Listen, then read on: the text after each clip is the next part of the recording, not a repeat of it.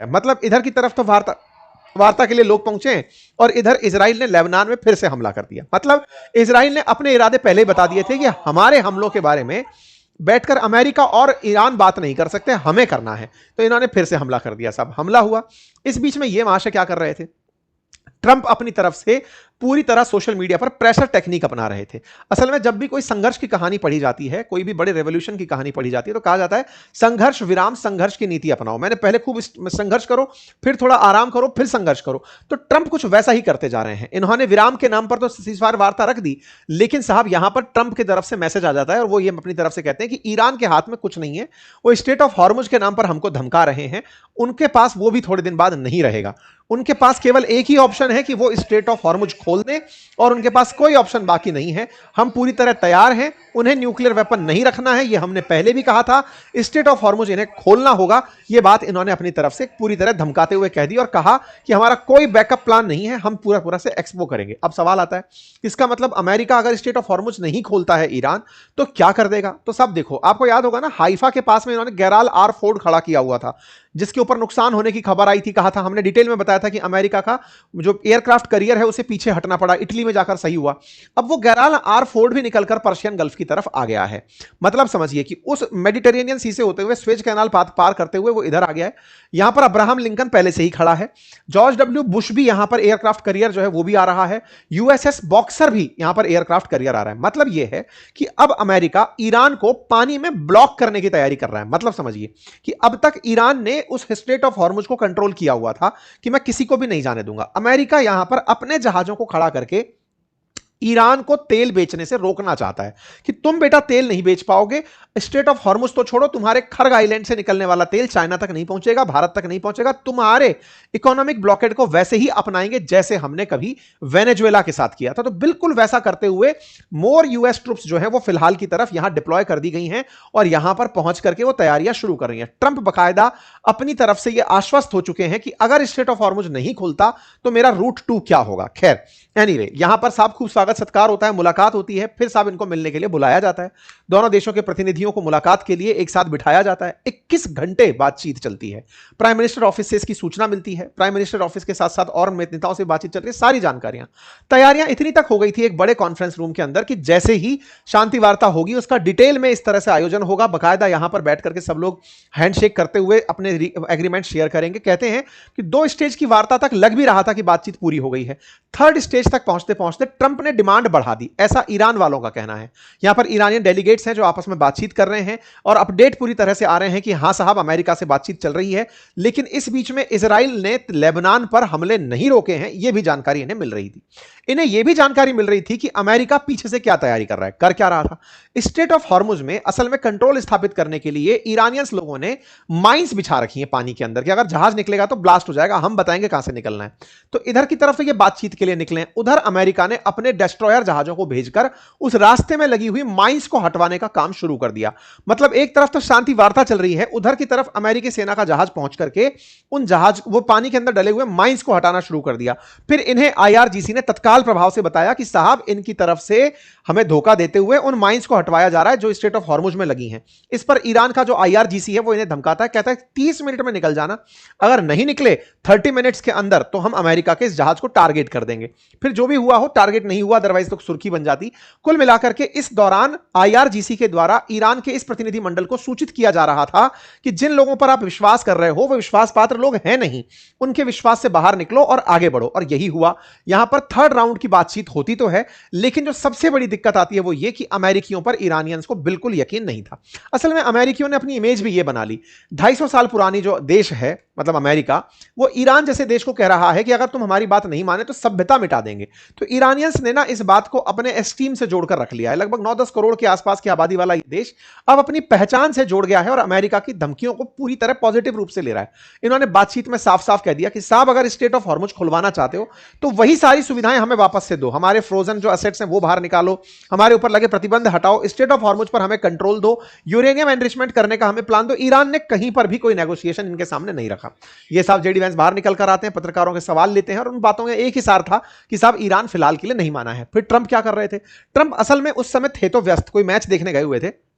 लेकिन अपने साथ मंत्रियों को रखते हुए सारी जानकारी प्राप्त करते चल रहे थे और इसी के चलते जेडी वेंस को ट्रंप की तरफ से निर्देश मिलते जा रहे थे कि करना क्या है। फिर खैर वार्ता बेनतीजा रही। तो आज सुबह आज सुबह 8 बजे ईरान, ये जो अमेरिका के वाइस प्रेसिडेंट हैं, ये वापस अमेरिका चले जाते हैं। 3 मुद्दे बड़े निकल कर आते हैं जिस पे बात नहीं बताई गई। पहला, यूरेनियम एनरिचमेंट ईरान नहीं छोड़ेगा। नंबर दूसरा, स्ट्रेट ऑफ हॉर्मुज को पहले की तरह अगर शिपिंग लाइन के रूप में बदलना चाहते हो तो पहले इन्हें आप हर्जाना दो, इनको वापस से तैयार कराने की बात दो। ठीक है, 28 फरवरी से पहले की तरफ ये लोग चाहते थे कि शिपिंग हो जैसे पहले होती थी, पर इन्होंने मना कर दिया। और लेबनान के अंदर हिजबुल्लाह पर जो आतंकी हमले हैं, हिजबुल्लाह पर जो इजरायली हमले हैं, उन्हें रोका जाए। ये सारी बातें यहां पर रखी गई। तो कुल मिलाकर के कहा गया कि ईरान ने स्ट्रेट ऑफ हॉर्मुज पर अपना मालिकाना हक मांगा, कहा कि जो हमारा नुकसान हुआ है उसका भुगतान करो। तीसरा, हमारे जो पैसे आपने अटका रखे हैं वो सारे पैसे रिलीज करो, और साथ ही साथ पूरी तरह से हमारी जो ये कॉम्प्रिहेंसिव रीजनल सीजफायर है इसे सुनिश्चित करो कि हम पर इजराइल भी हमला ना करे। ये सारी बातें इन्होंने अपनी तरफ से लिखी। ईरान ने अपनी तरफ से जो बातें रखी, अमेरिका क्या उनके लिए तैयार हो जाएगा? तो जवाब है कि अमेरिका ने पहले भी ओबामा के काल में JCPOA, जॉइंट कॉम्प्रिहेंसिव, मतलब इनके साथ एक पार्टनरशिप की थी, उसके अंतर्गत ईरान के ऊपर से प्रतिबंध हटाए गए थे, इनको यूरेनियम एनरिचमेंट की परमिशन दी गई थी। हालांकि न्यूक्लियर वेपन बनाने के लिए नहीं, बाकी रिएक्टर्स के अंदर यूरेनियम एनरिचमेंट की परमिशन दी गई थी। कुल मिलाकर के साहब वार्ता बेनतीजा रही। पाकिस्तान ने इसका अपडेट दे दिया कि साहब बहुत मतलब अच्छा नहीं रहा इस बात पर। लेकिन हां, अमेरिका जो जाते जाते धमका गया कि ईरान के लिए अच्छा नहीं होगा, इस बात पर ईरानी लोग भड़क गए। उनमें से कई पूर्व के जो वाइस विदेश मंत्री हैं या ये सब लोग हैं, ये सब बाहर निकल कर आए। उन्होंने कहा कि भाई अगर आपको ये लगता है ना कि हमारे लिए अच्छा नहीं रहेगा, ये भूलो मत कि आप हमारे पास वार्ता के लिए आए हो, हम आपके पास वार्ता के लिए नहीं गए हैं। हमारे पास वार्ता का जो ऑप्शन है ये आपने दिया। आपने स्ट्रेट ऑफ हॉर्मुज को खुलवाने के लिए कहा, हमने आपसे कुछ नहीं कहा। आप आए हो इसलिए हम बातचीत करने आ रहे हैं। तो ईरानियंस ने अपनी तरफ से बात रखी और कहा कि शुरुआत में भी हमने कहा था कि एनरिचमेंट नहीं देंगे, एनरिच्ड यूरेनियम नहीं देंगे, अभी भी नहीं देंगे। तुमसे तब वैसे बात नहीं बनी तो तुम सोच रहे हो कि सीज फायर वार्ता के आधार पर बात बन ले। बोले हम आपकी जो हार या व्यक्ति, उसकी हम शर्तों को मानने के लिए बाध्य नहीं है। ईरान ने अपनी तरफ से ये सारी बातें कही। गालिबाफ ने भी अपनी तरफ से साफ कहते हुए कहा कि देखो, हमारे 168 लोगों की यादें लेकर हम लोग गए थे और हमने ये चीज पाई कि अमेरिका के साथ बातचीत करना विश्वास के साथ संभव नहीं है। वो कुछ भी कर सकता है, हम तैयार हैं, लेकिन ऐसी स्थिति में रही बात जो विश्वास की थी, वो बात सिद्ध सही हुई। क्योंकि अल्टीमेटली जो इजराइल के प्रधानमंत्री नेतन्याहू हैं, इन्होंने इसी बीच में जब बातचीत चल रही थी कल के दिन, इन्होंने ईरानियंस को धमका दिया और कहा कि ईरान वालों, तुम्हारे ऊपर हमले जारी रहेंगे। Israel under my leadership will continue to fight, मतलब तुम चिंता मत करो, तुम सीज फायर की उम्मीद ही मत करो। तो जब अमेरिका को ही भाव नहीं दे रहा इजराइल, तो किसी और की क्या बात है। और इन्होंने साफ साफ कह दिया कि तुम्हारे जितने भी प्रॉक्सीज हैं, चाहे वो हमास हो, चाहे हिजबुल्लाह हो, चाहे हुदी हो, उन सबको हम लोग टारगेट करेंगे। इन्होंने साफ साफ भाषा में अपनी बातों को समझा दिया कि चिंता करने की जरूरत नहीं है, सबको मारा जाएगा। इजराइल का संदेश सबको प्राप्त हो। जब इजराइल का संदेश प्राप्त हो तो अमेरिका और फिर ईरान बैठकर कर क्या रहे हैं? इजराइल ने तो डिसाइड कर रखा है। हद तो यह है कि इजराइल इस दौरान भी लेबनान पर लगातार हमले किए जा रहा था जिस समय शांति वार्ता चल रही थी। तो फिर ट्रंप क्या कर रहे थे? ट्रंप ने साहब अपनी तरफ से ट्रुथ सोशल मीडिया पर अपना लिखा हुआ एक आर्टिकल उन्होंने शेयर किया। उस आर्टिकल के भाव ये थे, न्यूज चैनल का जो था जस्ट द न्यूज करके, उसमें ये था कि जिस तरह से वेनेजुएला का ब्लॉकेड लगा दिया था ना अमेरिका ने, वैसा ब्लॉकेड अब ये स्ट्रेट ऑफ हॉर्मुज में ईरान का लगाने की तैयारी कर रहे हैं। कि जो बोले खर्ग करके इनका जो आइलैंड है, उसके चारों तरफ अमेरिकी जहाज खड़े हो जाएंगे जो ईरान से निकलने वाले तेल को जाने ही नहीं देंगे। जो ईरान आज अपना टोल सेंटर बनाकर बैठा है, वैसा अमेरिका बना लेगा। स्ट्रेट ऑफ हॉर्मुज में अपने जहाज खड़े कर देगा ताकि ईरान दूसरों के जहाजों को ना रोक पाए। ईरान का माल अगर बिकना होगा, मान लो किसी और का माल नहीं बिक रहा, तो ईरान का माल भी नहीं बिकने देंगे और उसको जो दिक्कतें खड़ी होंगी वो खुद झुक करके आएगा। मतलब कहने का सिर्फ ये है कि इन्होंने अपना जो अब्राहम लिंकन है उसको तो यहां से यहां भेज दिया, गेराल्ड आर फोर्ड यहां पर आ गया और साथ में USS बुश आ गया, बॉक्सर आ गया, सब तो यहां खड़े कर दिए और बोले हम यहां से तेल के नाम पर तुम्हें तेल नहीं बेचने देंगे।